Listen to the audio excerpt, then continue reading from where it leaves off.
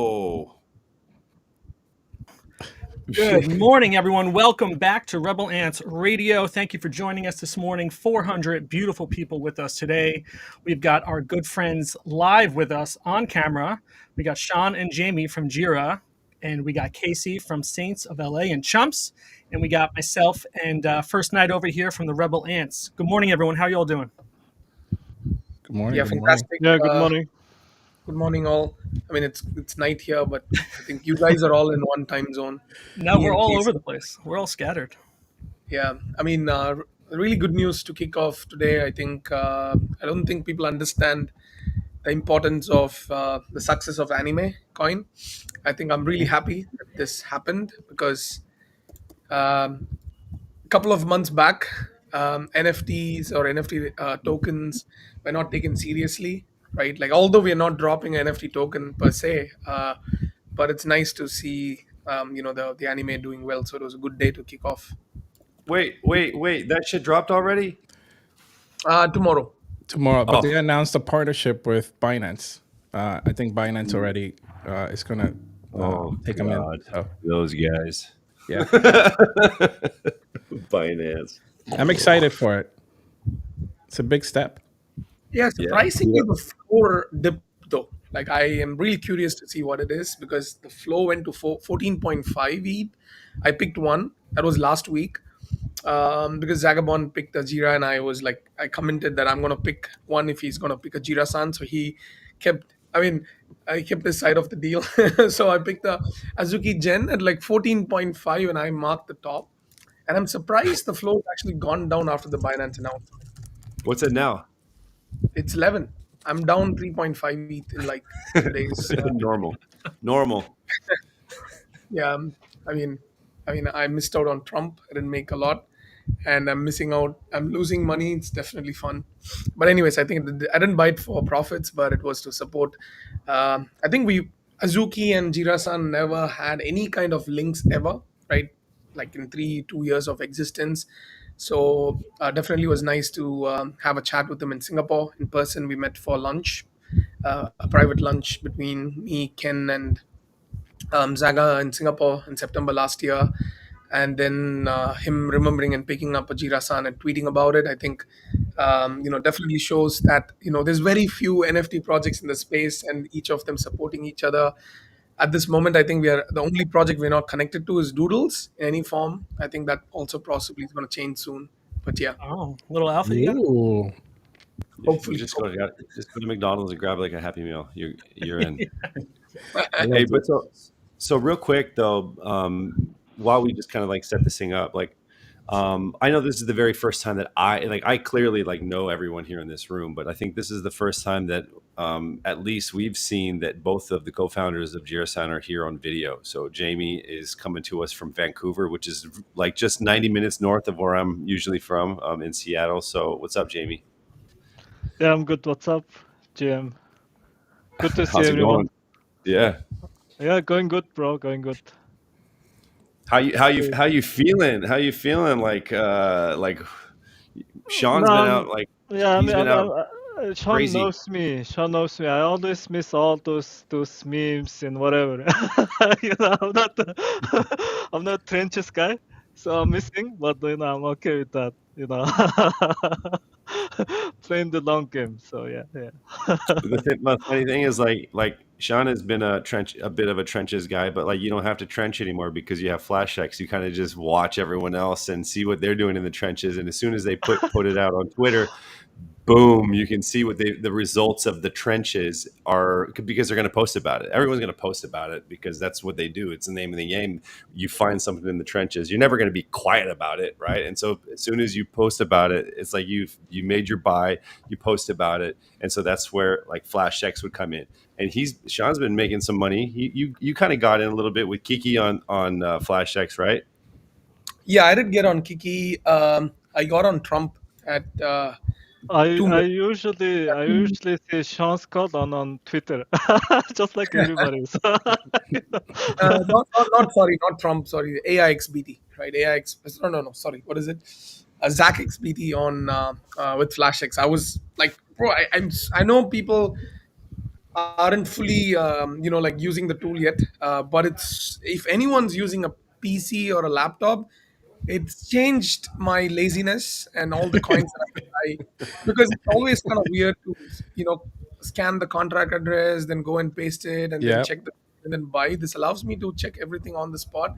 I've started like it's made it so much easier for me to buy sell tokens. I think it's like just like any other tools, right? It takes some time for it to break off, and Right. since it's not public, of course it's not public yet, it's a closed beta, but I think it's gonna create some waves. But it's made my trading journey so much more easier. I just scroll through Twitter, I see some known names, Maverick, Zir, or some guys like that I trust. They tweet about a coin, or even like Gordon, right? Gordon keeps tweeting about. I mean, that doesn't keep like 2 or 3 coins that he's tweeted. Everything's done well.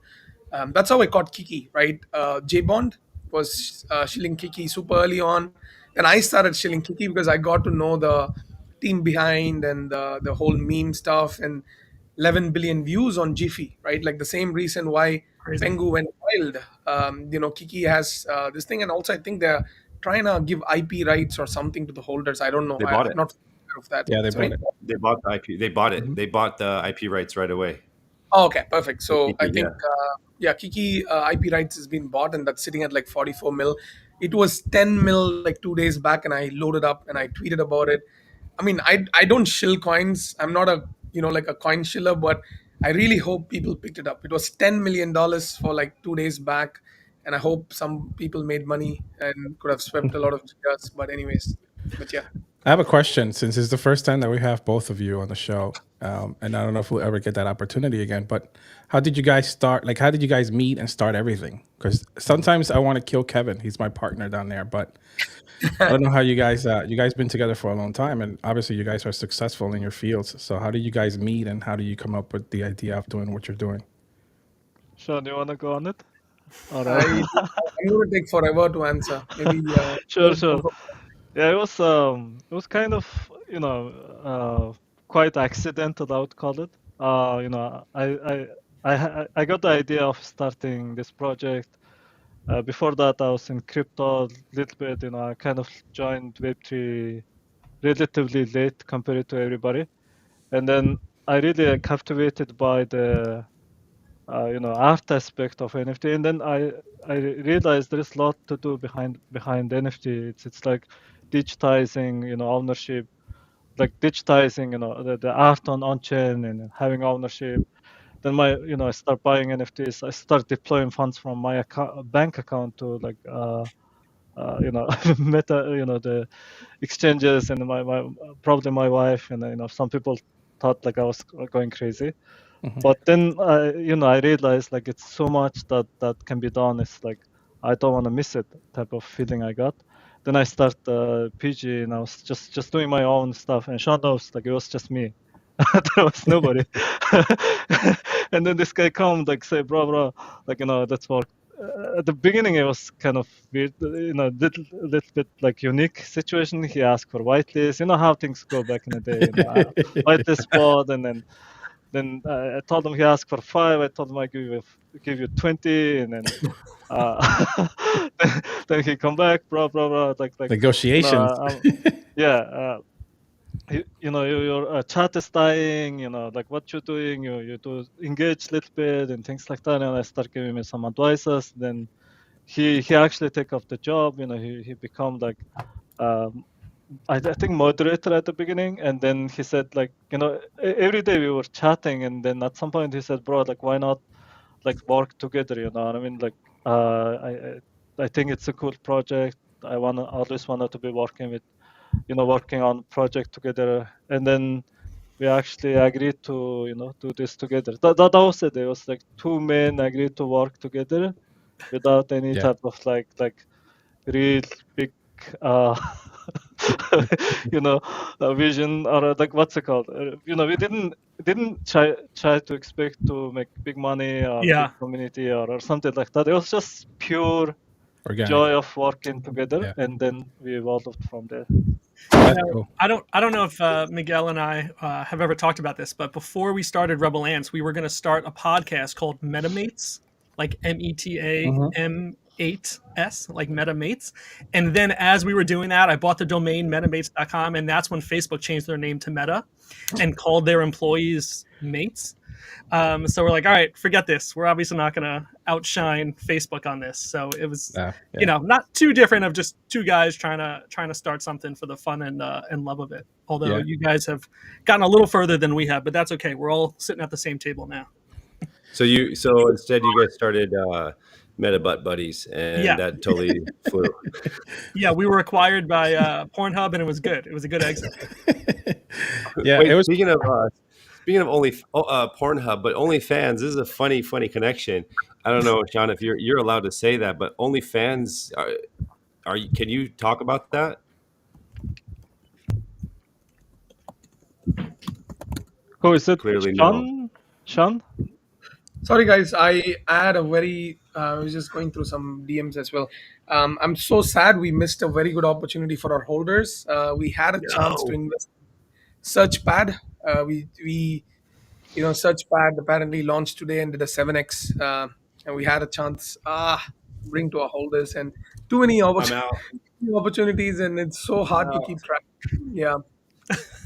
So someone was DMing and rubbing it on my face. But we had a chance to invest. It was a 1 mil FTV, and apparently it's at 7 mil or something. I don't know. But I mean, anyways, good. I think we're streamlining all these processes, but could have been a good cook. Anyways, just a sad news. So I was talking about OnlyFans. Are you allowed to talk about OnlyFans? It's such a weird thing. What to talk about OnlyFans? Brazilian OnlyFans. Like, aren't you somehow doing something with them? Oh, you mean BipTap? Yeah. I think BipTap has secured to be a payment partner for OnlyFans in South America. So they are kind of like the volume is. I think it's a very, very, very good. I think BipTap's killing it, man. Like from branding and in terms of users and stuff. People are so stuck in the Web3 bubble. They just see like tweets and be like, "Oh, it's not getting like 1,000 retweets." But there are real people in the world using products, and it's much bigger, right, than just Twitter. So I think BipTap's killing it there. They partnered with a couple of other. I don't know why, but it's almost like the biggest volume comes from adult sites. Right, like they have partnered. I don't know why. I know why, but dollars that market. Trillions. I think it's definitely. I think we had an offer for people to invest in them at like 5 mil, but many faded because it was a bear market. Now I think they've raised at 20 or 25 or 30 mil plus valuation. I think they have also secured some a payment partnership with. I think Live Jasmine or a few other stuff as well. Like, I don't know, all these adult sites. But I think it's doing well. Like, it is what it is. A crypto banking solution. So I think John's killing it. Jamie, I think, is the one who brought BipTap to us, if I'm not mistaken. Right, Jamie? Like, you first connected with John. I'm not sure can't remember how we first connected, but glad we have some equity in it. Yeah. No, yeah. John is doing good job. I think the one thing very interesting about Shan and me as a two individuals, we are very, very different. That's like something that we agreed on almost first call. He works differently in his, he's more public and do things. I work a lot of the times behind the scene, execute, So, like, we cover most of the areas, right? Right. I've seen it. I've seen it when, like, just in the short time that I've been working with you guys, like in the conversations that we've had during our team calls, when Shan is like, let's do this, and Jamie's like, hold on a second, let's think about that.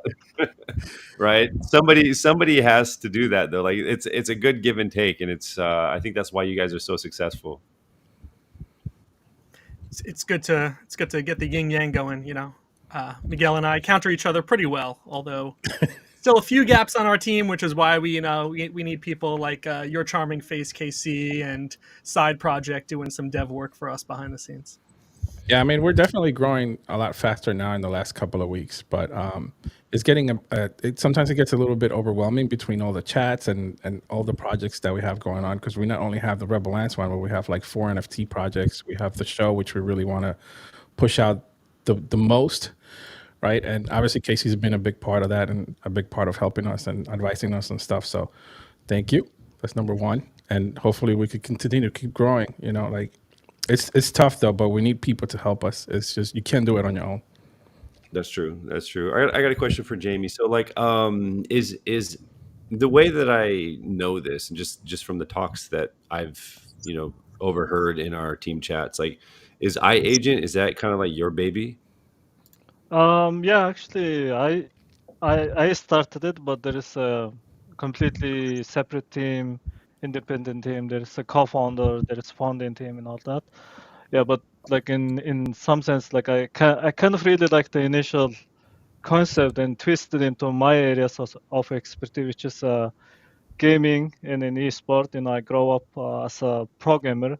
I used to play StarCraft, Counter Strike, and then really like give me good, let me realize that's really good. Be able to envision what it could turn out to be, and that's when then I said, okay, I'm just gonna have to do this. But you were a pro gamer, pro. Yeah, I was in esports early 2000. I think I started playing games from maybe 10 years old, you know what I mean? And Wow. 13, I was already kind of competitive enough. And then at 16, 17, I was like competing on nationals, and I had chance to participate into international tournaments, world championship, but I couldn't go. I was underage, so couldn't get the Oh my visa. god! So you were the one beating me on StarCraft as I was growing up. I probably do. I don't So know. wait, Yeah, I so was time like out. so much into gaming that I even had to make my own map and then those type of thing. But as soon Hell as yeah! StarCraft announced like released their map creation tool, so that's why I know that gamers has to be given chance to create like in-game asset and then having ownership. So What was your that's favorite game, Jamie? my favorite game, of course, Counter Strike. But then nowadays, I'm more fan of Dota. Dota 2. I think I'm like my vision and everything is slowing down, so Yeah. more like chill environment. You're like an So F1 driver. You peak pretty young because once your reflexes start going, yeah. So can't help My it. favorite game today is still Duck Hunt. I get right up to the screen, like, pow, pow, pow, pow. But yeah. wait, So like Jamie, I mean, you got go. everyone has some games that they enjoyed. That's what we are like. I have hope that Web3 is gonna tap into that mass adoption and get into thousands and millions of users. But I know that it's only gonna happen like good chance it's gonna happen through web gaming, right? And I still think we're a little bit far away, but at some point, yeah, that's cross gonna happen. Wow. So did you ever, like, right now, like, you guys, like Jirasan and Redacted is right in the midst of dropping your token. Like, it's a stressful month, it's a stressful year for the both of you, for the whole team. So do you ever, like, kind of look back and be like, oh man, I should have never put the controller down? Man, I don't know about Jamie. I think me and Ken, we and Kevin and Amrish, I'm sure Jamie too, but we have breakouts once every 2-3 weeks. Like it's you can't help, like, not because of anything. It's like, how do I put it? Like, the one big regret from my side, honestly, like, I mean, being very honest, and I should have listened to Jamie back then, was to not raise enough capital for the hype that we created and ended up. Like, not a single project, I think, had a high floor like us with a low mint as well. Like insane. The variation is so Yeah, crazy. I don't know. I don't know if this guy didn't believe me or didn't believe himself. Because I said, bro, let's not race. Like you never know. Okay, okay, Yeah, you are I mean, gangster. honestly, I didn't. I was I, like, I was a bit bro. conservative, right? I was a little conservative with the Gen 2 Mint and all. Like, could have, we honestly we could have done like a fair DA 3 ETH, this thing, and it would have sat with the 10,000 ETH treasury, and like, it could have brought in more eyes as well, right? Going cheap at point one, and then people did a 60, 70x, created this kind of like a huge variation with respect to the expectation of like look like no nothing like as against any other teams, right? But if you look at Azuki, Elementals and their Azuki Mint by itself had like 10,000 ETH in hand at the start, and then another 20,000 ETH in hand. They can do anything. They can buy a crypto exchange itself. Like it's multi million dollars in hand. They don't need VC funding. They don't need Yeah. anything. And Pixelmon is sitting with a treasury that's like for years. Like Pixelmon's never going to go broke. Like just stake the money, like stake $100 million, earn like 8% a year, make $8 million a year, run the team.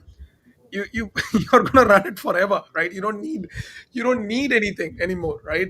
So I think that is where we had to work hard, like me and Jamie. I think I put us in a position where we had to work so hard, to try and build the treasury ourselves, to try and like scrape, like work around the equity side, rev shares and other things from other products, scrape through. Like I think I'm sure Jamie's wife would have complained so many times with the monthly pay that he's been taking, and now I'm married and I know, right? I know, like, sometimes, yeah, I mean, Casey also knows, the questions that comes from our partners is like, why are you doing this? It's negative EV Even for you? Even you? No, anyway. I think sometimes there is, it's meant to be that way. I believe in that. Like, sometimes I think like, what if like we raise so much, like we're probably gonna have different road, and I don't think we're gonna have some of those OG holders, OG followers being with us from the beginning with like that Genesis mint, point oh 0.05 mint, and those guys grow with us. I think, they some of them, like they probably become like bigger whales because of this journey with us together. So there is no regret. I mean, it is what it is. We had to work hard. We had to make it happen, and then, like nothing to complain. I think it's the same with Shan. So So Sean, what is Surgence, and how does that come into the picture with Jira and you guys? And Surgence has been one of the marketing partners with us for a long, long time, both for Redacted and iAgent, right? Like I've known Ruthy for ages. Like they help us with, like the Twitter stuff, handling few other things and marketing plans and whatnot. mm, Uh, Amazing team, amazing this thing. I think they've grown a lot. Like from the time when we first connected with them, they were just like a education hub before, right? Education hub before, and now they have done a lot more than just being an education hub. Like from getting so many partners, so many projects under their belt. Super, like yeah, super motivated set of guys based in Australia, right? So yeah, that's how that's what Surgence is basically. mm. I have a question from a founder to founders. Like during like when you guys first started, and like clearly, I don't think that the vision of, or maybe I'm wrong about this. I'm not sure the vision of Jirasan was the same as it is today back when you guys started this thing. And maybe it was just like, let's do something, let's figure it out when as we go, and then sometime, you guys went, let's like get serious about it. So what for you guys was like your first like product or thing that started to make you guys some like revenue? First product. What was the first product? I think it was. I mean, I don't know if it's a product, but it's more like PG, the consultancy thing that we started helping other projects. We started making money for the first time there, and then we also had I think what was the next one? I think the PG Capital, right, Yeah, generated sure.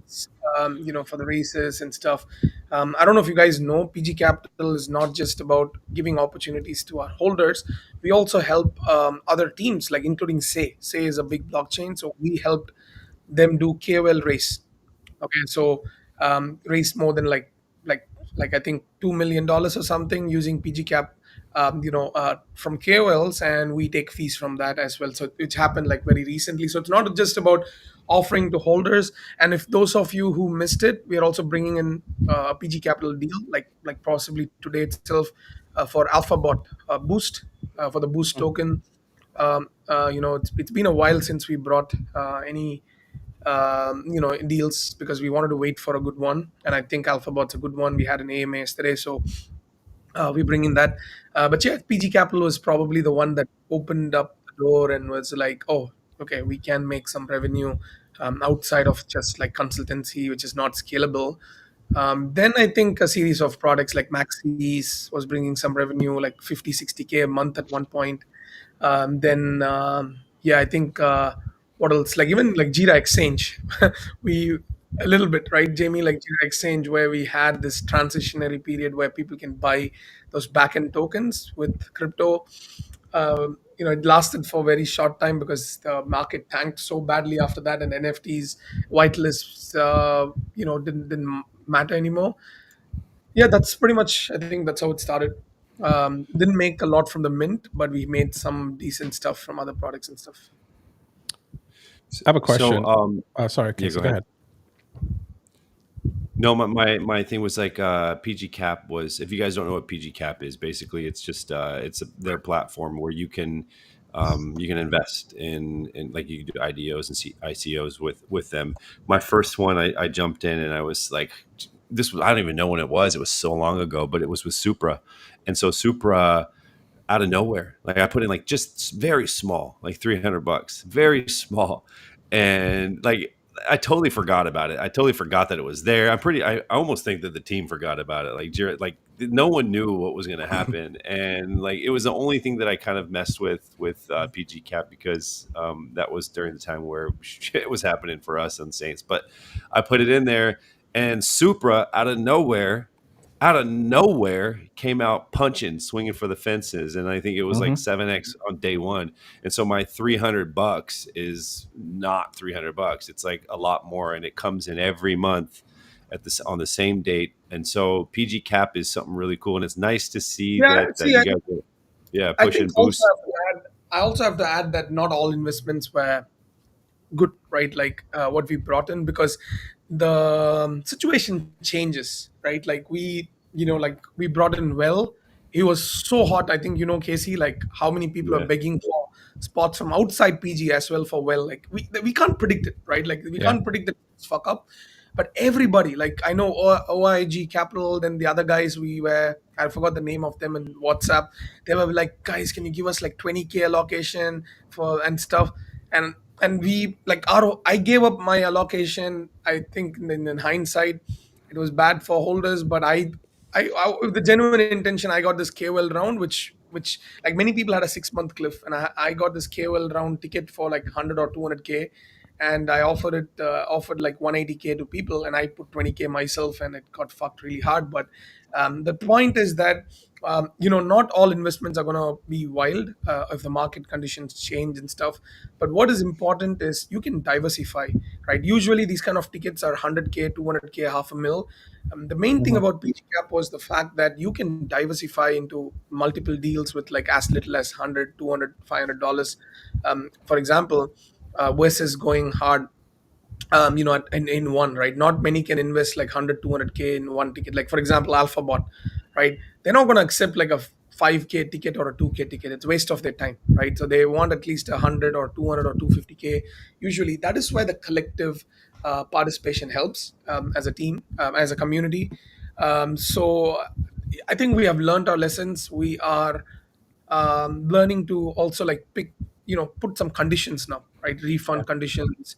If no TG in 3 months, money back. If at least a KuCoin listing as a minimum, like if you can't go with a Gate and Mexi listings, and like that's not fair, right? You at least have to try and hit like a T2. You can't launch with just a T3 exchange, and this thing as well. And also, like I think, yeah, of course, pools, we wanna promote under 2 mil, under 5 mil kind of FDV products. Like pools, for example, they're raising at 2 mil, right? Like which is for a built product. We want to like as a community, we want to support like 100K, 200K investment at like 2 mil, getting the community in early at a 2 Mhm. mil like you can't go that wrong with a like a 2 mil FTV launch for a product that's live and that can grow. For example, right, like and we can also like put some conditions, like for example with these kind of races, like if it's a very small race, I mean small FTV race, we can hold the funds in hand and distribute the funds monthly to the founders, right? For example, Mhm. like 20K a month, 30K a month. So these kind of things we want to implement to safeguard the people from the community investing, right? Because would you need $2 million in hand instantly, right? Not I'm not I mean, in general, right? So if the team is not trustworthy, for example, or we do not know them personally, we can handle the distribution of the funds monthly. So these are the things we want to implement, and we are also partnering with a very big launchpad, just like what Mochaverse did with CoinList. We are also Mhm. going to for redacted. So this will allow like a consistent and a clean deal flow for holders of redacted token on Jirasan, of course. So that way you don't have to miss some deals that we keep getting and stuff like that, right? So that is one of the things we want to do. But yeah, just wanted to add that everything was in Supra, but if people had invested in Supra, it covered all the losses of any Yeah. investment you would have done if you had done it evenly, right? Because I think me and Casey put on a bunch of crap, like personally, we lost a bunch. Like I lost 300K on a shit Uh, called, like Mobi. I mean, like I can't call it shit. I think they're doing their best, but it is what it is. It's like I lost big money, right? Like on it, and it's down like 99% now, or Same. something. And yeah, it is what it is, right? Like Yeah. it hurts, but I thought Moby AI was it. I thought we were like, whoa, we're yeah, I back. know, I know. Not back. Mobi AI is at 100 mil market cap, and I thought maybe it is that Mobi, but it is not. I Our really don't. Moby's at I mean, 3.4. see, nothing against the founders of Mobi, right? They were really helpful. They were really smart guys. But I don't know what happened. Like, it went really bad. It's sitting at like 4 mil or 3 mil my FDV, and I'm not sure what's coming. They promised some tier one exchanges. I brought in Dingaling also on board. He put in like 300K as well. So I hope it can recover. But things like this happens. But it's at least I think they're trying, from my understanding, something with OK Zoo and this and that. But things like I think was a complete can't. There's no excuse. There's no excuse at all. Like it's a intentional screw up, in my opinion. So, Sean, two questions, right? Because we have over 1,000 people watching. Some of them might be new to the stream. Can you provide like an overview of the core services PG Group offers like to its clients, and how does PG Group differentiate itself from other Web3 agencies? So we don't do those agency type deals anymore. We go on the basis of products. If you have a product, I keep telling this. If you have a product, DM us. We want to bring it under the redacted ecosystem.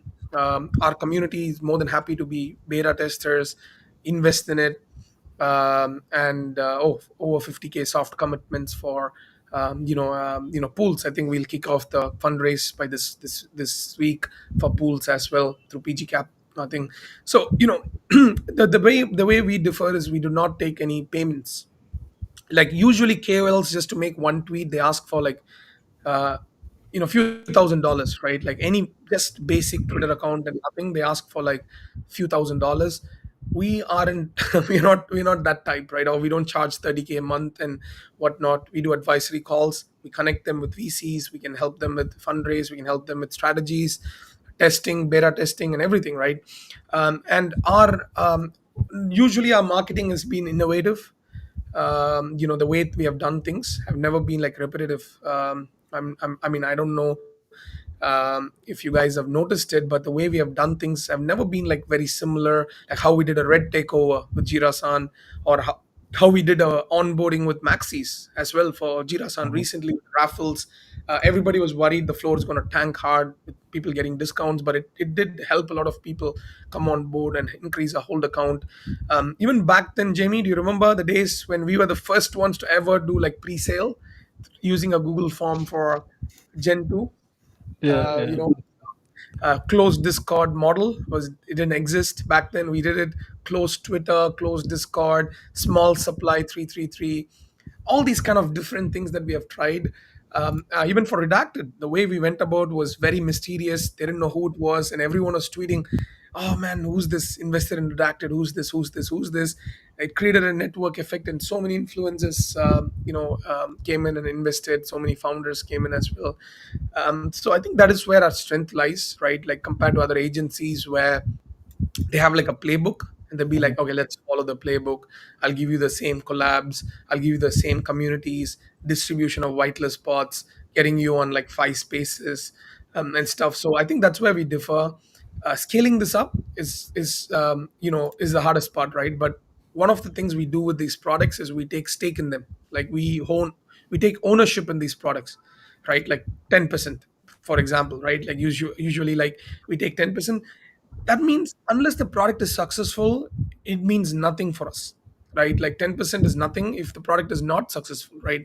So us taking a 10% or 25% or 50% on these products, it means only product is successful will we even make anything, as a team and stuff. Else we don't, right? So that is where I think we differ heavily, especially for teams like for guys like use pools, for example. uh, we don't know whether it's going to be a multi-million dollar product, but we know that the team is super hardworking. They have a product that's live, a product that's working. People are using it in a closed beta at this moment. So we know that it's a better use of our time than for somebody to come up with just an idea. Like, I don't know, like if you guys remember like products like Valhalla, right? NFT projects like Valhalla, they promised Yeah. some streaming platform, and PXN promised some marketplaces and stuff like that. All and NanoPass with like that AI agent stuff. It's been 3 years, and where is the product, right? Versus some teams like Pools, right? Use Pools. They have built a product first. They spent their time, energy building a product, and now they are seeking for the next steps. That is where we differ heavily. How do you guys stay updated with all the technology that's evolving? I mean, Web3, evolves like 2 seconds later, and I see that you're always like one step ahead. Like, how do you get this evolving information all the time to stay I ahead? think it's staying in touch with the space, right? Like if I'm a founder that's not going to be active on Twitter and socials, right? It's bearish, right? You don't you're not in touch with space anymore.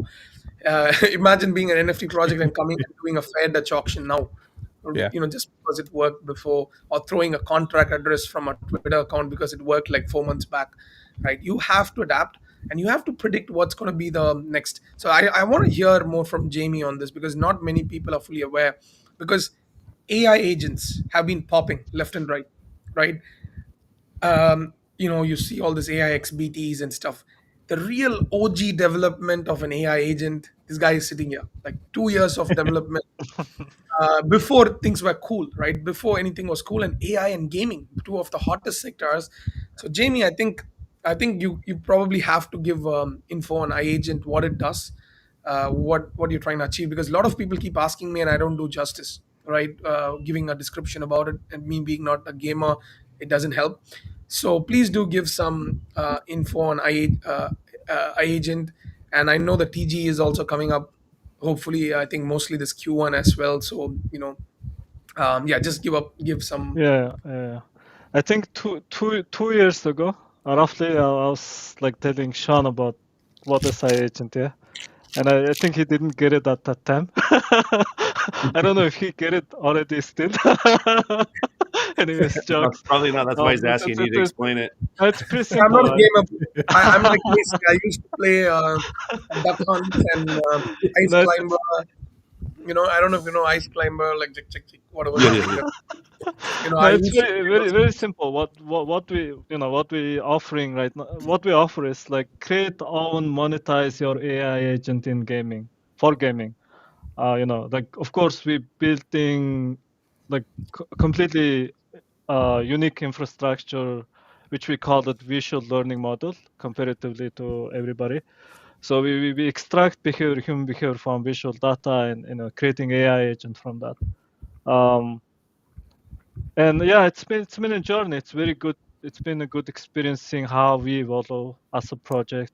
It's also been like very interesting to be in a position that like when you are out there and talking, nobody really kind of paying attention. Then it's turned to like now you're being chased by other people, like wanted to talk to you. And so yeah, like about year and a half, 2 years ago, like when we introducing the project to investors, angels at the beginning, like there was no AI project. Maybe there is, but like nobody was actually wanna do AI agent in gaming on blockchain as a digital asset, things like that, right? So I think it's a it was evident in my opinion, AI and blockchain is like two of the hottest technology that in in the world that's kind of crossing a path, especially that me being gamer, I know that how gamers do not really have asset that they can call this their own, like yes, skins and things like that. Even in web3 games it's on chain, but web2 games, you don't actually own those skins that you own. That Right. might sound weird, but now what we trying to create a new asset class on your gameplay, on your skill, game patterns, game mechanics. So which means like it's gotta be owned by the player themselves and monetized by themselves. It should have its own standard. We're working on a few aspects, but I mean, what I'm trying to say is that like my goal was to really to inspire people on this idea and onboard like developers to this initiative, and which I think I did. I actually ended up start working with like very high end devs that that even being already further a few steps ahead of into this initiative. So like really let people like know that this is possible and can be done. This is the right way to do it. And then once like people seeing it, and then it's matter of like adoption, right? The scaling, adoption, game integration. So yeah, I mean we are in good spot as a project. We're like very excited about the things that we're gonna be announcing upcoming weeks and days actually. So pretty excited about what we're gonna do with Jirasan family. Might be thinking I forgot about you guys. No, I'm definitely. excited. It's pretty much like the way I see myself as a founder and where I see my community is like it's hand in hand. It's always like that. And I wanted to make sure we make this big so that we reward our holders big time. Like trying to be that out of the box and bit more innovative. Sean said it already. Like we just try to do things differently, like like bit more innovatively and things like that. So from that perspective, we wanted to like bring innovation to blockchain, bring AI, infrastructure, its own infrastructure, not relying on other resources, and then make it scalable, and then make sure people are like most importantly, I want people to benefit from this initiative, this infrastructure that we're building, not kind of what's it called. Even game devs, game studios, I want them to make sure they get it, get benefit from this initiative. We Yeah. don't want to be burdened. We want to be make sure these tools, this initiative helps the game studios to accelerate their game development or make it interesting. That's the idea. So yeah, I think quite excited about the upcoming initiatives that we're gonna do, and then also Jirasan guys, stand by. We have surprise for you. Oh shit! Standing by. Um, I have I a got a question, question right? for Sean and Jamie. When I think about new founders who are watching you and kind of getting inspired by your success and your journey, is your suggestion to them to kind of attack all the ideas they have and see what sticks, or is it to go deep on one idea and really drill into that one? So there's two ways to do it. like remember I said Sean me is very different, yeah. You can go my route, like just focus on one shit, stick to it, or you can try many things. And like jokes aside, there is always an opportunity. Like Web3 space, one thing I really enjoy and I like about it is that there is always like things come and go, and you just have to see it. Some things might not work, some things might fail. It's okay, Yeah. because there is going to be next day, next opportunity, next launch. You know what I mean? Right. So I try to be adaptive. I try to be open-minded. I try to work with like all the angles, but at the same time you have to keep your core, core belief or a core vision, right? Otherwise, you can change to something today or tomorrow. Like if you dilute yourself too much, you might end up with not too not big success. But I would say have core belief, core vision, and then work towards that with the small steps. It's very simple. I think it's simple, same as in Web 2 as well. Yeah, you Sure. guys are a web of things. So I'm wondering like how is the leadership team structure and what are the key roles within the company now? Because you guys are obviously handling so many things that you need a really good core team. So how do you guys structure that? Sean, you want to go or me? Yeah, I can answer. Like I think um, it's like how do I say, like I used to tell Jamie, like I never wanted to be a CEO, right? Like I like to be the more of a strategy guy and a product development guy, but he was the one who motivated me to be this thing, because I think I've been always a product focused guy, right, from Tesla, or like from my engineering background and whatnot. I felt like my whole skill set would fall into that.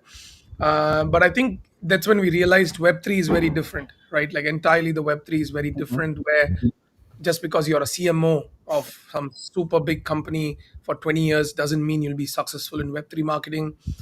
Just because you're the CEO of like some multi-billion-dollar company in Web2 doesn't mean you'll be successful here. We have seen that many times, right? Like with some major projects, like hiring some of the biggest names and like failing miserably or not understanding the culture. Anyways, so basically, like that's how this thing was it was set. So what we did was we did do some trials, we did some trial and errors with positions and like leadership models and things like that. And then I think we are at like 5 core members mainly, right? For PG group as such, it's me, Jamie, Amrish, Ken, and Kevin are like the 5 main core people, I would say. Then supported by like amazing people, like including Casey and like the Maxis team and like Priuk Labs and some a bunch of them after that, right? So the core of PG team as such from the top level is like 5 of us. Mhm. It doesn't mean the pay scales are different and stuff in that sense, right? Like it's just this is how the structure as such works. And ultimately we decide on most of the things together, having a chat with the right person, whether it's a dev teams or whether it's even like certain things with Casey, certain things with like Ryuk Labs and those kind of stuff. Like we haven't, like, I think one thing that's missing in our thing is HR, right? Like it's been a topic of discussion, like so many people in there. It's been little hard. It was hard to manage a lot of people back then. I think this will tingle Jamie's memory, but I used to hire people just like that, and Jamie used to be the one firing later because I didn't like to fire people. So it was those are things I learned along the way. Nowadays, I'm not even like jumping into hiring. Like I'm like let like Amrish or somebody handle, because I felt like I don't go by CVs and their like past experiences and whatnot. I go by like gut instincts, how passionate they seem to be. But it's let me down few times, right? Like not just few times, many times. So yeah, I think this is pretty much, I think, how like as a structured 5 core members and then like a bunch of mini teams under it. So yeah. How do I file a You complaint guys against KC then if there's no ATM? no, that's what I'm saying. If I get a call from Jamie because he's the fire guy, like I'm in trouble. But like I've witnessed firsthand how their team is. Like it's a legit, fully working monster. Like Yeah, it's really good. when I talk to Amrish is like one of the most. He has got ideas and ideas and ideas, and he's like building mind maps, and like he is trying to dig into your psychological intellect, and he's trying to like he's like trying to ask you, what colors make you feel and certain things like that. Like he is deep. And then like when I first started to talk into their teams, with the 5 core members, and they go, this is a Figma, this is what we're working on. And usually, when I work with my small little things, like my little area, my little map of what I'm working with is maybe like 5 or 6 tiles. And I saw 5 or 6 tiles, and then they say zoom out, and it was like I was like, oh fuck this shit. It was like so many different worlds that they're dealing with, and then there's faves 2 and 3 of the dashboard, which is a whole nother level of things. So like that's why I feel so like bullish on everything Jirasan, because like they are exactly what you would want to invest in as a company. I agree. That's it. I mean, that's how it should be. And like if I had the power to do it, that's how I would do it. Like I would totally do it the way that they did 100%. it, because it's set up as a Web 2 business. It's set up as a regular like brick and mortar business, but with obviously run on Web 3. And so I see the way that this team works, right? So Shan is the CEO. He does call a lot of the shots, but he throws it out there, and there's a bunch of them, and sometimes they shoot it down, and sometimes they don't. But sometimes Shan also goes off in his own world, and he doesn't come back for a while. Like he'll go on, and he'll go into Twitter world, and he gets in his zone, and it's something that has to be done. And I watch them work, and I'm inspired by them, and I watch them as a friend and as a fan, as the whole team, Yeah. and also we're working closer on with my other team, like my group as well. We're starting to integrate a little bit, and hopefully we'll be able to talk about that in the next week or so. That's going to be a big deal as well. Yeah, I mean, ever since I met Sean, I've been hyped as fuck on Jira. Just got to say that. Can I just point out that right now Jirasan is a hot collection on Magic Eden. Oh, look at that. So I call that the rebel bump when things go well during a show. When things go down during a show, it has nothing to do with us. But if it's going up, this is the rebel bump for you right here. Also, you did that. I did we this. did this here. We Yeah. did this. This is the 1,300 people we have joining us right now. So, Hey, Sean, go to Jira.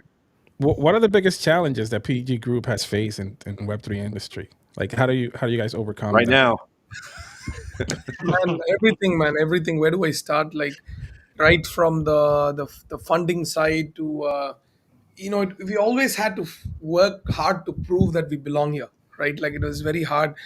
I know it's funny. Funny the saying goes, right? Like where list higher and we all go higher, right? Unfortunately, with anything, right? With anything, even with exchanges or any talks, right? Like floor price is important. You cannot come and just show like millions in volume and transactions Mm-hmm. and stuff, and then have like a shitty floor and be like list us. They be like, hey, you're not a premium product, right?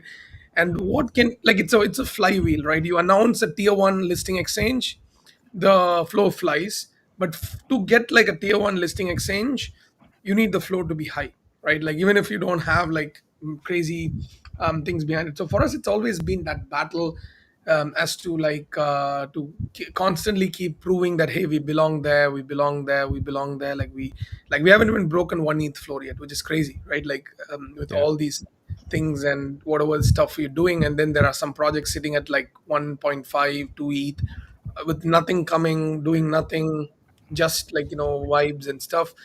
So I think the hardest part is figuring out what is missing. Do can't we like have like 2,000, 3,000, like people that fully understand what's going on, right? That's been the hardest thing for me to figure out, like what's running in people's minds. As in like what do they want, what is the expectations, and and you try to always exceed the expectations, and that's not necessarily easy. But yeah, I think that's the figuring out that part has been hard. Fighting to fit in has been hard. Now we're getting a lot of respect. A few months back, nobody acknowledged, right? Like they're just Yeah. like, yeah, these guys are there, they're doing something, they're not going to come up with something big or anything like that. I think this floor is respectable. Like, at least we can save our face when we talk somewhere. And as much as, I wish I can control the floor and I can, like, this thing and whatnot, organically hitting those numbers are like important, right? And you can't force people to have conviction in you, right? They believe in you or they don't, right? And that part's been a bit challenging, definitely, for me and Jamie also, to figure out um, how can we build or increase that, that whatever that trust factor, or the whatever that people are, like, in the space are expecting, right? Why is it like certain collections doing nothing um, gets a lot more recognition than like some projects that do a lot and not get that recognition? Those kind of things, figuring that out has been the hardest challenge, as such, in Web3. With respect to VC funding, and, like, that's been the problem for a bunch of projects, but I think we never had problems there, because our thing has been very straightforward with Yeah. how our things, and how our things work and stuff. uh, so yeah, I mean, just, yeah, this is from my side, like, the Yeah. difficulty part, always trying to fit in, like, always fighting to fit in. Like, when certain projects fit in automatically, doing nothing or doing very less, we always have to struggle to fit in, to even, like, be somewhere close to them, despite having the quality, quantity, and resources. Yeah. When you see those projects that are fitting in but don't seem to have anything coming down the line, do you question the legitimacy of it, or do you say there's something going on there that maybe I can learn for, and that I can learn from, and then kind of dig deeper into it? See, it's just vibes, right? Like, I mean, there's nothing specific that you can say, because we were 1/70th floor, right? I don't know if you both are aware of that.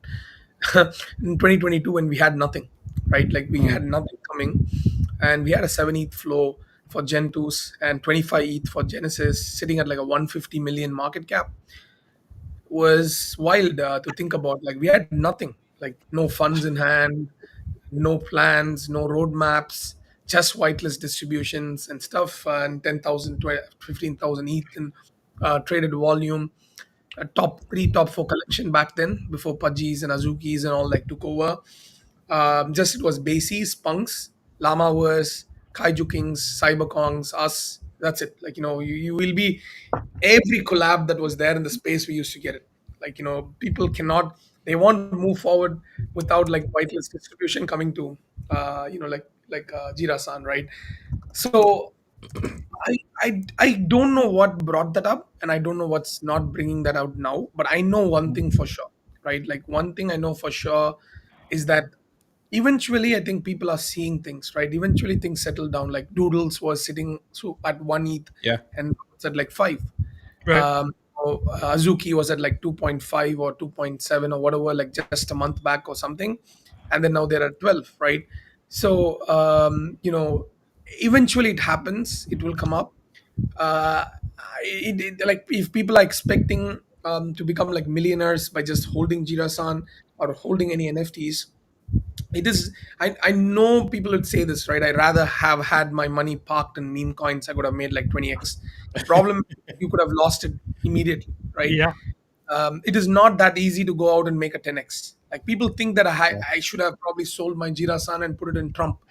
But would you have put in Trump? Would you have, in hindsight, that, like, yes, it hit a 60, 70 billion.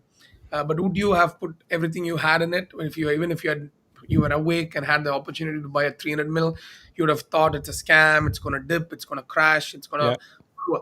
So the fact is that it is not like, you have plenty of other options to try and make your money like 10x or 20x, except like diversifying and betting on few teams, right? So that you can chill, continue your other things, whether you're trading or whether you're working in IRL or Web2 or whatnot. and having a little bit of accountability for your investments also. Like, we are here to, work hard, put our best efforts, but at the end of the day, like, like, I look at certain projects and I do question, like, what definitely what is it and why is it, kind of a stuff. But we don't Yeah. let it affect us. Before I used to, it used to affect me, but not anymore. I think I'm pretty confident that I think we are going to do much better. You guys obviously deal with a lot of financial stuff. So how do you guys navigate like the uncertainties in the blockchain, in the cryptocurrency space, like the regulatory uncertainties? Luckily, I don't think any of our team members are based in the US or US citizens. So most of our It's always Move, bases, good us. move. yeah, I think so. Most of the bases are covered from where we operate and stuff, except Casey, I guess. The only US citizen, but a non-resident of US for God knows how many years. I'm At the moving, state, damn it. We're going I, to El Salvador. We're relocating. yeah. So I think it's gonna. I mean, the president of US is Yeah. dropping meme. Is he gonna come in I like know Chase? something's got to happen. Like I'm tired of that. I can't even drop a meme coin because I don't know like what's gonna happen to I me. think that's all going to change, and I think that um, I think that I've in the past people have had to dance around like how Yeah, distribution of certain things and ownership and shares and whatever. I think that's going to change a little bit. Obviously, when when the new sitting president and his whole goddamn family drops a meme coin before they become like clearly like something's going to happen. Like he's the guy, and you got his partner who owns Doge, who's jumping up on stage, yeah. and his goofy 9 foot kid who's also dropping multiple coins over and over again. Like 9 foot. it's gonna change, and I think that's the part that I think I'm excited about. Is like is we're going to be able to kind of operate in a better way, and we don't have to hide so much. Um, Unfortunately, it still seems like it's the same money going around in circles. Yeah, So I think because it is still a bit crazy. Like I've never seen a coin climb to 90 billion like in 2 days. Like just watch it go. But like to kind of comment on what Sean was saying about like kind of sitting back and seeing these collections that kind of do nothing, and then they're sitting at a higher floor price or just at a fat floor price, and they really don't have anything down the pipeline. It's like it's because 100% is because that is the culture in that coin, and they don't sell, and that they're just believing it, and they just have that hype. But the thing is, and I've said this over and over again, and I know that they know this, but like products will at the end of the day run the whole show. So as soon as the products start coming out, and I try to like kind of make an analogy like Jirasan isn't like Apple where it's like this sexy thing, but it's like maybe like Xerox. It's still $1 billion company, Right. right? And it still runs a lot of shit. And it may not like, be like that giant, like massive household name, but it's still a massive, massive player in the game. And like if you decide that one day that you want to be the household name, then it's just a switch that you need to click. But I think right now it's all eyes on TGE and making sure that that runs and after TG, I think that's a big part. After TG, and those next couple months are going to be very critical, and to make sure that our DAC is in a good place. Sean and Jamie, I'm curious, what does the launch of Abstract look like for you? Because it's January, right? So it's coming. What changes on your end? Where do you reshift or shift your attention and focus to with the launch of Abstract? From Redacted side, we're launching few products in Abstract. Like, I think it's as I said, I think I've said many times before that I'm really bullish on. We haven't worked with any other layer twos, although we had some opportunities. But this is the first time that we are pretty bullish on our L2, and we want to try and like make use of it. I think there's going to be a bunch of new users getting onboarded through Abstract, and we want to capture them through few of the products that we believe that they would need or would love to use. So that's pretty much the plan for now. Like 3-4 products are coming up there. Do you have any new markets that you're looking into, like for future reference, like maybe 4 or 5 years from now? You obviously have a lot now, but what do you have in mind for like the future? Obviously, because I know you're always like a year ahead in your mind, at least. See, I think we are chain agnostic, right? Like, and we are like, like we are sector and chain agnostic with Redacted. Like what Jamie said, like for him, his focus is on one product that's gaming and stuff, and that's iAgent. But for us, it's on like the sectors and trends. So what might be like bullish now might not be bullish in like a year or 6 months or something. It could be DeFi, it could be AI, it could be whatever, right? So for us, I think at this stage, at this moment, for us, we look for the next 3 to 6 months. What could be bullish? What products could work? What products could potentially bring that revenue? And which not all products are going to be a multi-billion-dollar. It's not going to achieve that. We know that very well, right? It's not. You Yeah. can't predict. Like, you never know which one's going to catch fire. Like Rampex, for example, I think it caught like fire without even much marketing, and we haven't spent a dollar for it. Certain things like FlashX, for example, hasn't yet caught that kind of like a fire for that matter, right? So you never know which one is going to catch fire at what time. So I think we have certain plans internally. Like we believe like this is the cycle. Of course, AI is now the king at this moment. Yeah. But like in like 6 months to 12 months, what do we think? Onboarding, gas abstraction, which is why Rampix is very valuable. And then what is next, right? Like seamless purchases of anything and everything with crypto, and easy one touch DeFi, one touch staking, of tokens and whatnot. Focus on securities, focus on Mhm. audits, and focus on insurance, like on-chain insurance and things like that. Are what we believe are going to come up in the next 6, 12, 18 months from now, with more and more people coming on board into crypto. I think a lot of them are going to lose their assets, right? Like when they try to explore, Yeah. you know, touch this, touch that. We have a stake in Pocket Universe. Like we are one of the investors in Pocket Universe early on. So we have like a stake in them. Like we have a stake in a bunch of them. But yeah, when you think about it, it's crazy. But Pocket Universe is one of them. A lot of them use that. So yeah, I mean that's how we are taking things. I know. We touched on another stream that we had you on about onboarding people into Web3 and stuff like that. But what role do you see PG Group playing in the mainstream adoption of like Web3? Sorry, can you repeat that? What role do you see PG I think Group? you mean Web2, right? Yeah. Yeah, yeah, One thing about what I believe is that lot of Web3 founders should have like goal to get Web2 user into Web3. Otherwise, we're always gonna be in our small little bubble, right? I see Web3 as a bubble state, like of course, there's working products, financial products, some stuff that benefit everybody. But at the same time, unless like that, AAA game comes out, or that disruptive technology comes out from Web3, it's always going to be this small little bubble. Sometimes we have meme trending, sometimes NFT, sometimes other shit. But my goal is to see that like niche, or that opportunity to expand and then get adoption to the Web3 space, and be a contribution to this ecosystem growth, right? Like as a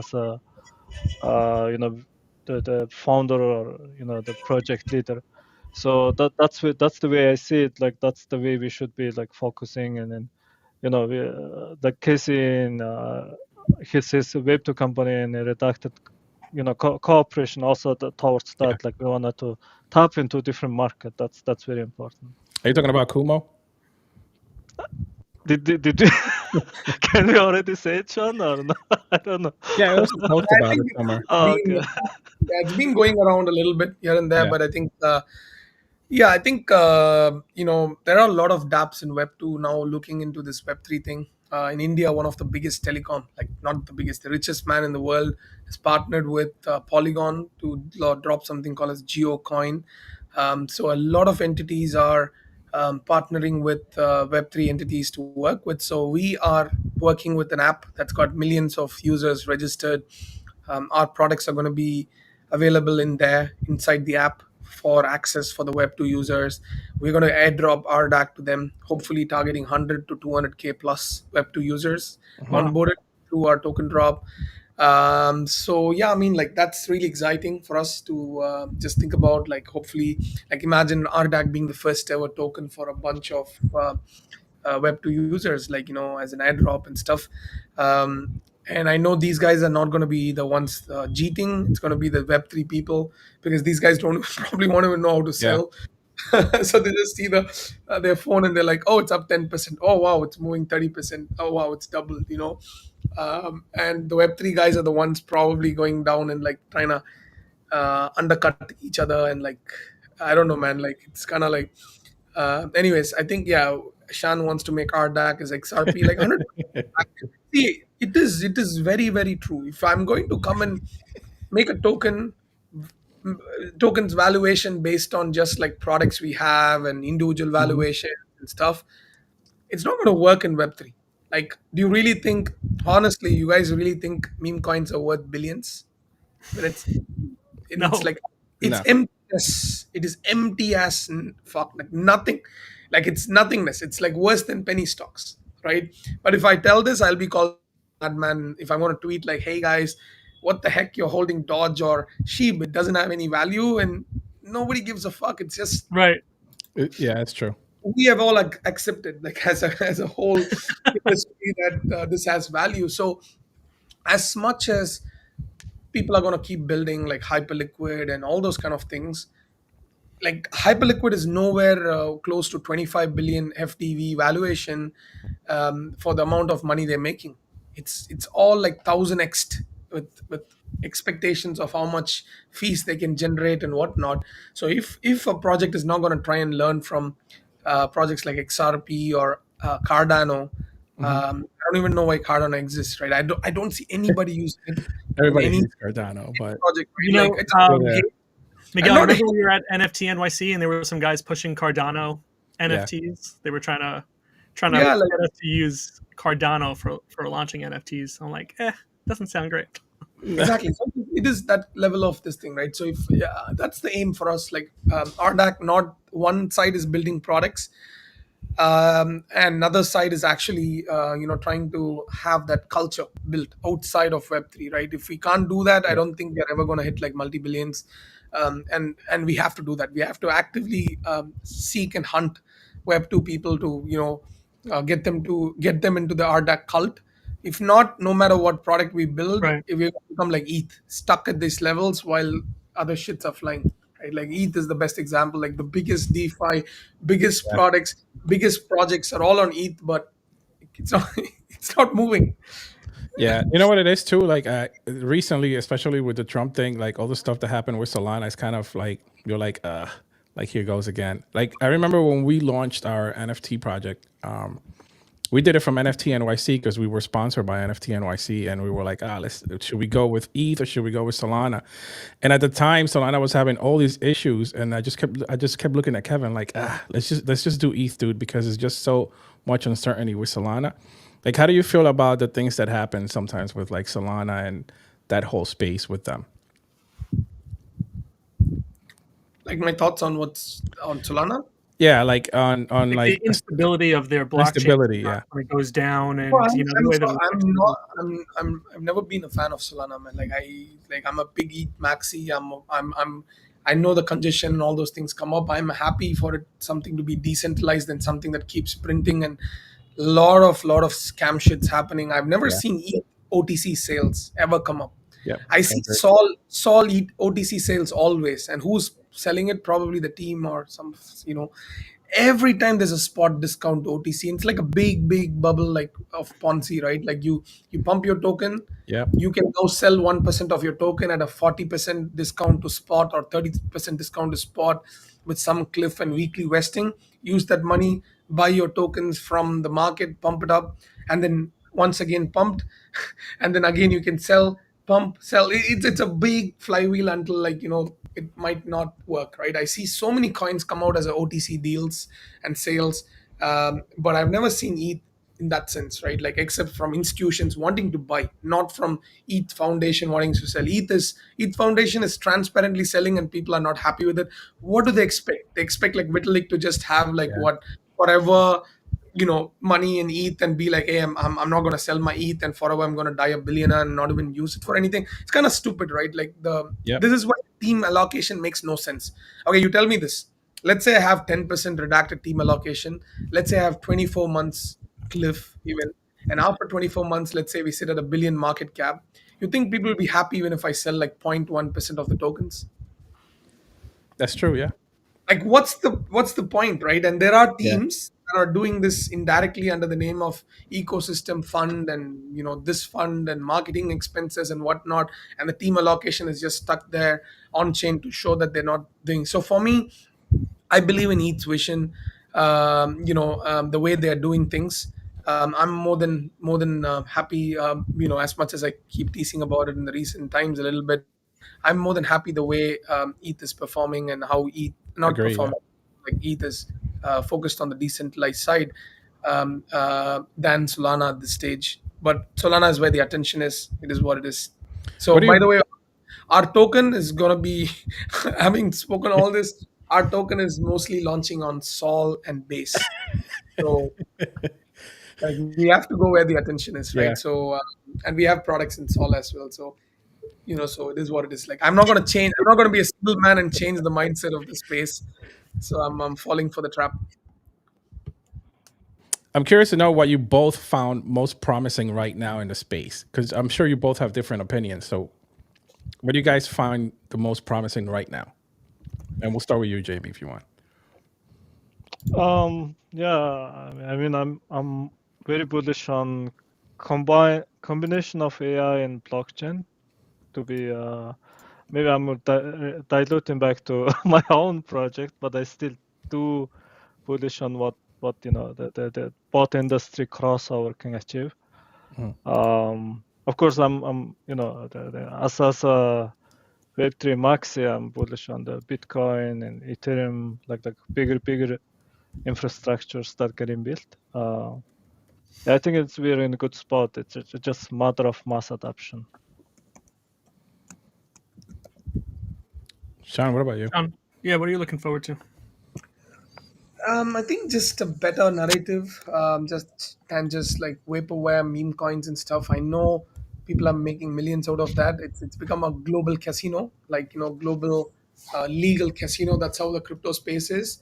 If this is what it's going to be, and if it's going to shoo away a lot of amazing talents and founders from the space because they just get like frustrated and be like fuck it, like I'm just gonna go, like if I trade, right, if I go for trading, if 24/7 with all the alpha and the connects and the groups and the people that I've connected with, I can print a lot more than, and the kind of liquidity that I have as well, like I can print a lot more, right? If many people start thinking like this and leave the space to be like fuck you all, it is what it is, I'm gonna go for trading to make money, the crypto is going to crash, man. It's going to crash like super hard, there's not going to be any motivation for like some real builders, right? Like why should you build? Like after a point, just you're going to get flooded and you're like, look at Vitalik, right? Like I don't even know that man, how is he having motivation? Like people are calling Yeah. like idiots with no brain are asking him telling him how to run ETH Foundation, while the guy has built everything from scratch in one of the best blockchains in the world. They're like, you shouldn't do this, you should do this and stuff. Like, what's stopping him legally to be like, okay, guys, I'm done with ETH. I made my money. I keep the treasury and I'm going to appoint a CEO and I'm going to get out. So we shouldn't be doing that. And I hope it turns positively the space in a way where there are like some genuine support for builders and creators, than just for this vaporware tokens and like casino kind of a thing. We need some. I think this is going to happen. Like the bubble's going to burst really hard. Nobody knows when. Maybe after it hits 200K or whatever. There is going to be one. My guess, my assumption from having seen stock markets before, and reading about stock markets, real estate, and all kinds of financial instruments. There has to be one big fucking bubble crash that's going to wipe out all these Oh yeah. leverages and make many people poor who believe they made millions, make them all like lose whatever they made because of this casino mentality. And then that is when we're going to start seeing the real development. But until then, we don't know whether it's going to happen after BTC hits 200K and then the crash, or 300K, or now that I don't know, right? But I can vouch this is going to happen, like, in there is not enough capital to keep the bubble growing, man. You can't have some random dog and cat coins worth billions and billions of dollars with nothing coming from it. Nobody's even using the IP for something useful. Like, is Shiba using the IP of Shiba to generate sales of their products in web 2, Nothing. make some anime series or something to sell it to Netflix? Where is the revenue? Why is all these things valued so much with no revenue, and how do people not see this, right? So I think this is the change that I'm waiting for. I know I'm stabled up, as well as holding crypto, so when it crashes, I'm not gonna be like, oh shit, it crashed 90%. But this is needed to make the space understand and wake them up and not be a casino. Yeah, that makes sense. When you look at a company like Yuga, whether they're still leaders or not, but you hear the stories about them selling off projects that they had or that they acquired and then got rid of. Is there anything that you guys learned from that as you're growing and scaling and adding all these smaller, not smaller, but adding products like under your umbrella? And then, do you evaluate and say, okay, it's time to get rid of this or close it or sell it off? How do you think about some of those Yeah, I uh, think, yeah, I got tensions? to go as well, guys. So I think I'll stop it here after this, if you guys don't mind. I have another call in like 5 minutes. So I think the main thing for us is, I don't know about Yuga and stuff and their treasury and what they've planned and what they've done with the money. For us, if tomorrow everything crashes, we have backing worth few $1 million, right? Mm. uh, Stake in these products. We have stake in Meta Gravity, which is like from 100 million investment. Apparently now it's at, I don't know, Jamie, was it 2 billion or something at the stage? We have stake in multiple products. For us to completely crash and go to zero is impossible, right? We should be at least in a 20-30 mil kind of like valuation at the very least, even if you calculate all the shares and the funds we have in hand at this moment, right? At this moment, if everything crashes and we only have products in hand, we only have the tech, we only have equities in certain products and whatnot. So this is our stance. With respect to Yuga and stuff, I feel like they could have done a lot more. But understandably, I think once you make some, like, those guys wouldn't have expected Bored Apes to grow this much, Right. right? They don't Right. have the background for that. So how do you have the motivation when you have multiple hundred millions in your hand to have the same culture, wake up, come and do the same thing? Like, I don't know if I would have the motivation if I have $200 million in my hand right now, for me to come and listen to all craps from people and be like, okay, guys, I'm gonna keep doing. I'm being honest here, right? How many of us? I don't know. Like, I can't imagine. Like, I'm decently settled. I don't need money for my life, and I have, like, something staked up, and not to the level of hundreds of millions of dollars, or like, and stuff like that, right? So my point is, like, maybe that they lost the motivation there. Maybe, I don't know, they had their exit liquidity, the ape coin. God knows how much money they made on ape coin, selling at top market making there, OTC sales. The number is insane when you think about it, how much money from other side, like, Sure. whatever, right? So I think what I'm going to learn from them is, in case we blow up to their levels, to be level headed, right, and not lose Yeah. the plot, right? Like, not losing the plot. Like, I think Pudgy's very, very good example. Luca was not like $100 million guy, right? Like, maybe a $10 million, $15 million kind of a guy at most, I would, from what I know. That's like, kind of like in a similar boat to a lot of people. But he had the motivation and the drive and the fire to keep going, right? Like, Pudgy's didn't hit like a 25 billion valuation like ape, right? So for him to have even hit those $100 million in hand, he hasn't seen that yet, from what I know, and the numbers, and they didn't raise from mints and whatnot. So I think the lesson from apes is, I would say Pudgies are the industry leaders undoubtedly. If anyone's thinking Mhm. it's still apes, I think I can't strongly against it. I think Pudgies are the industry leaders. They've shown the way, they've shown the path, how to build a community and Yep. stuff. So we learn a lot from them, and from apes, They built the culture. Kudos to them for having started this. If not for them, NFTs I don't think would have been this mainstream. Right. But I lost the plot. All right. Wait. So I know you're about to leave real quick. Last thing before you head to your next call. We're gonna be doing DGen Draft. DGen Draft is another one of I don't know if shit was I supposed to say what it's called. We're gonna be doing that in the Discord I think tomorrow or the next day. And what is that? And when are you going to adopt the Saints? And we will be your stepchildren. Yeah, man. I think from a Degen draft side of things, it's coming on abstract. We are planning to possibly do a token drop for that earlier than redacted as well. Possibly, this is not confirmed, but just sharing some info. So at a million FTV, like very simple, very small FTV, but some opportunity for people to participate in. So just to show a test of what it means for a product to be under redacted, how the revenue splits go towards that token and also towards RDAC as well, from a revenue side of things, and something fun as well for users. Something very simple to understand, something very simple to participate and use and learn. So it's fully built and ready. I think we are looking to have it fully on board running and abstract from next week. And possibly have a small token sale through one of the launch pads. And yeah, and then I think there's going to be a demo on Discord as well to get some feedback.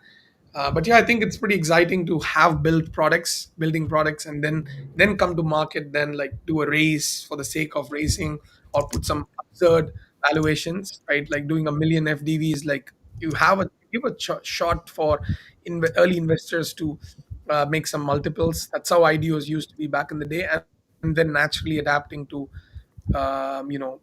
whatever this thing, right? So yeah.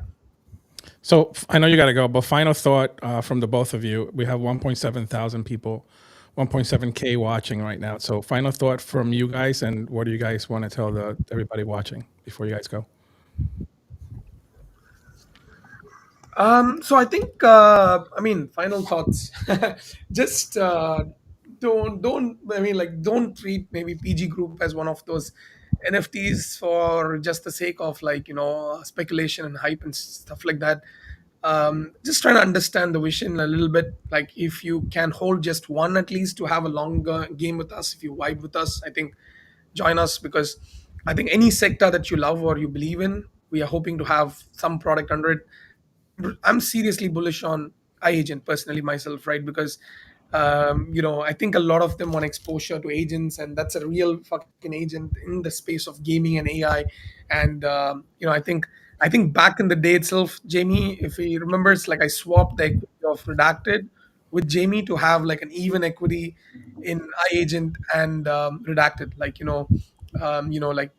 a year back, right? That's how bullish I was. So I think this is one of the products. Then we have RampX, FlashX, and Degen drafts, and a bunch of things coming up, and Swiper and whatnot. It's a matter of time before all these things click. So if you vibe with any of even one of our products, I think redacted and Jirasan is something for you not to fade. Good. Jamie, anything? Yeah, just wanna what's it called? Talk about maybe motivation to end this. Myself, I believe in like you cannot cap yourself to stuff, right? Like you wanna have big picture, and then if there is like if money is motivation for you, you're not gonna make it. Like that's the way I see things in the world. And then at some point you have to remove bunch of those equations from the like your mind. When you do that, you're gonna have like room to grow, right? Like because our goal is to tap into like gaming, Web3 gaming, then from the Web2 gaming, esport, like want to bring user adoption from Web2 to Web3, like want to be that the breakout project from Web3 to adapt to users. But might sound like huge goal, but unless you have this, and then you'll be able to like continuously restlessly work towards this goal. That's not gonna happen, right? Like, so I think a lot comes to the founder and his belief in his core. Like I kind of wanted to answer on yoga question. Like, you ask like what happening to them. I probably think the founder is not giving enough, right? So that's pretty much it comes down to, right? You can have like many good guys, many smart people, but it all comes down to that co-founder and then founder. Definitely. And then I think we have that kind of very hungry mindset with Yeah. me and Sean from the beginning, and it never changed ever since. So like we're gonna always give it all and see how it go, and then evolve. So yeah, it's just about that. Like when you do this, especially with the community and people around you and looking up to you, you just can't give up. So yeah. Yeah, I gotta say we've been doing this for a few years, and money has never been a motivation for us. Like And I think you're gonna make it. I hope so. If people knew how much money we've spent on this, like just trying to get it up to speed and between the projects and like everything. Shut up, Casey. It's kind of like crazy at sometimes, like how much you put in. Oh my God, you don't even want to know. And We know. I don't know, man. At the end of the day, you need some purpose in life. That's how I look at it. Like you can't, you can't just always just sit and be like, okay, it is money and this is what's sitting and whatnot. But you need some purpose. Yeah. I think a lot of them also crave for that legacy part, right? Like I think I crave for it. Like for me, the real craving is like, okay, this guy has made me rich, this guy has taught me so much, this guy has changed my life. Legitimately motivates me, like a lot. I think same thing with you guys. Yeah. So, yeah. I'm an artist by nature. First, Night and I have been with our company, our jobs outside of Web3 for more than 20 years. We're both like, just lifers with our company. And so having this project, this, Rebel Ants is definitely like a labor of love for us. It's great for us to be a part of the community that we have been following since, 2010, 2011, since we got into crypto. So, getting to chop it up with you guys is just a great reflection of our progress and growth since starting. Yeah, I mean, I think as an artist, for me, it was more about showcasing artwork. And, when you're in high school and you're 14, 15, and you see all these great artists next to you in class, and you're like, nobody's ever going to see these things. And then something like NFTs comes up and you're an artist, a true artist, and you really believe in art, you're like, oh my God, like this is such a great platform. And that was my love for NFTs and what brought me into NFTs in the first place. And this is why I'm still here. So motivation is definitely not money at all. And with that said, Kevin, take us home. Casey. Yeah, well, Casey, any final words before we give away a Rebel Ant? Let's do it again. Let's start over from the top. I agree. Yeah. So Good how morning, are you guys everyone. doing? No. My everyone knows how bullish I am on Shan and Jamie and the whole team, and like I mean, I fucking go to battle with these guys. Have gone to battle with Shan a couple times. We've been through the mud, and and I wouldn't change it for the world. I'll go back. Yeah, I'd change it. I'd change a couple months of it, but like, yeah. So like, I'm glad that the Saints are able to get in. I think we actually have 104 Saints that are actually Jirasan holders as well. Wow. I know that we have a bunch of chumps that are jumping in as well. And we have a new group that are coming in as well. And I think that Kevin, I think you're going to be the newest Jirasan holder. Maybe that's the alpha I'm not supposed to spill from first night, but he's coming in as well. So now, like everywhere we go, we got Jirasan. So Love it. It's just the like I've been around the space for so long. I just don't see anybody else doing it like this. Yeah. Multiple products, multiple very intelligent people running this company from all walks of life. And it's just like, I mean, if the people don't get it now, well, fuck them. They don't need those people. The people that do get it, the hardcore people that are the Jirasan people, the community that are still there, that are holding and that are just grinding and putting out and leaders in the community, they get it. They get it. And they're the ones that are going to be like, I've told you guys, I told everybody. And so it's a long thing. You buy one now, put it away when staking ever comes Yep. around, just put it in there, go on with your life, right? And let these guys do what they do. And that's it. Perfect. Beautiful. All right, quick shameless plug for the Rebel Ants. Head over to rebelants.io and you can mint your very own Battle for the Colony. We've got a lot of things going on. It's 0.0025 ETH. It's basically pennies compared to everything else we've been talking about. So for less than $10, you can get a Rebel Ant and be a part of the upcoming battles. Having said that, we can go over to our giveaway here and roll the dice and see who gets a free Rebel Ant. Let's see how many people we have that had joined. Casey. We had 15 people drop in the hashtag Rebel. I think our account is one of it, so we will make sure that we don't win. So let's give it a roll here. Please don't be us. Please don't be us. Please don't be us. It's gonna be Casey. Watch. It's gonna be Casey. Yeah, boy. All right, and the winner of a free Rebel Ant goes to Jira. Woo, a Jira holder, flopping dicks. Okay, I'm glad I pronounced that after I read it. Great name, great name. Anyway, thank you all for hanging out with us. Jamie, great to chat with you. Great to spend some time. Great to meet you, Jamie. I think Sean's gone, but it was great to have him as always.